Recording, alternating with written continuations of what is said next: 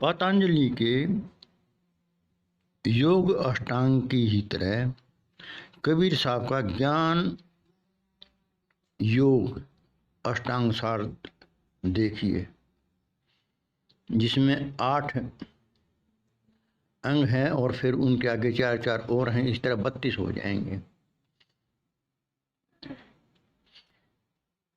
गोरख योगी योग के माहर शिव अवतार कहलाते हैं। योग तुम्हारा नासवान है, क्यों व्यर्था इसे कमाते हो। ज्ञान योग अष्टांग के बारे कबीर साहब समझाते हैं। कहीं योग से मुक्ति नहीं, गोरख को फरमाते हैं। ज्ञान के लक्षण 4 हैं। सुन त्यागो विसंवाद, निरालंब निर्भ्रम पुनि, निर्वासना और निस्वाद। विचार परीक्षा 4 हैं। बन निर्मोही निर्बंध, निरावरण में संदेह न हो और रहे निशंक।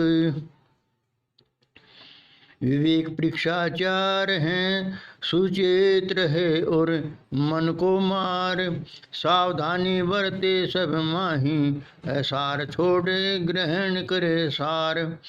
शील परीक्षा 4 हैं। गुरुवाणी का करे श्रवण, संयम करे और रहे पवित्र, सबसे मिले विनय न वचन। संतोष परीक्षा 4 हैं। कभी नाहे करे अभिमान, मांगन की तो इच्छा त्यागे, असंग्रही बने और धैर्यवान। निर्वैरता परीक्षा 4 हैं। सज्जन रखते समता ज्ञान, शीतलता सुहृदयता धारे, सबके सुख का रखे ध्यान। सहज परीक्षा 4 हैं। सभी प्रपंचों से दूर रहे, सब द्वंद्वों से अलग रहे कर, निर्लिप और नितरंग रहे।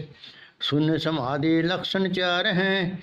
एक और को वर्ती लाओ, धीरज से ध्यान लगाकर देखे माहिनी मग्न हो जाओ। रामदास इन 32 में अपनी रहनी आप बनाओ, काल बेचारा रहे देखता, इन कारण तुम मुक्ति पाओ। तो देखिए, मुक्ति पद को पाने के लिए ये ज्ञान योग अष्टांग सार है।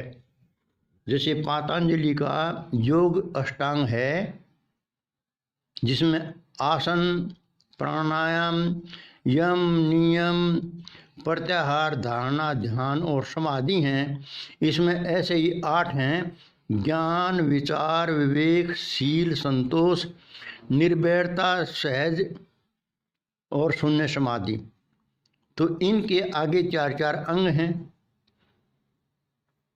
वहाँ कईयों में जो है,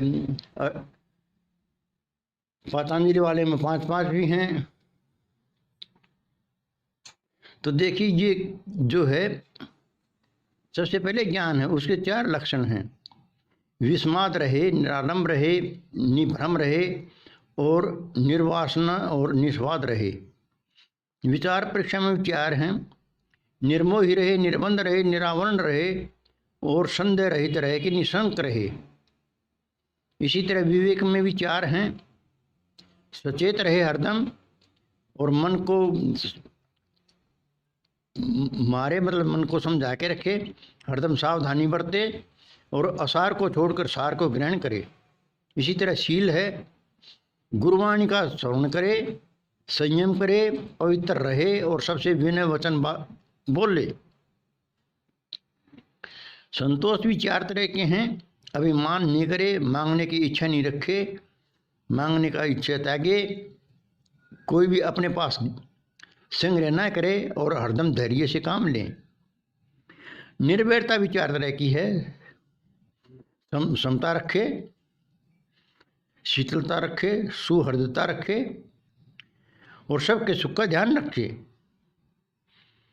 सहज भी 4 तरह का है। सभी प्रपंचों से दूर रहे, सभी द्वंद्वों से अलग रहे, निर्लेप रहे और नितरंग रहे, मतलब भिन्न भिन्न विचारों में ना फंसे। और शून्य समाधि, इसे ये समाधि कहते हैं। भाई आंख मीच के बैठ जाना है 2 घंटे 4 घंटे 3 घंटे या घंटा, वो समाधि नहीं कहते। उनकी समाधि ये है, एक और को वर्ती लाओ और धीरज से ध्यान लगाकर अपने ध्येय में निमग्न हो जाओ। जो आपने ध्येय बना लिया कि मैंने ये करना है, उसी पे ध्यान रखिए, फिर विषय विकारों की तरफ मत जाइए।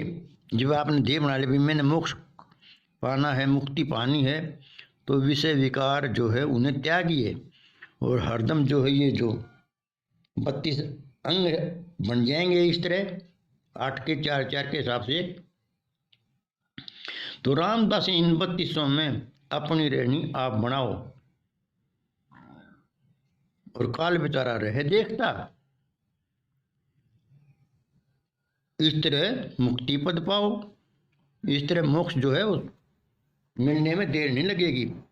यदि इतने गुण हमारे अंदर आ गए, उस परमात्मा का जो नाम है वो गुण रूप ही है, क्योंकि गुण की ही पूजा होती है।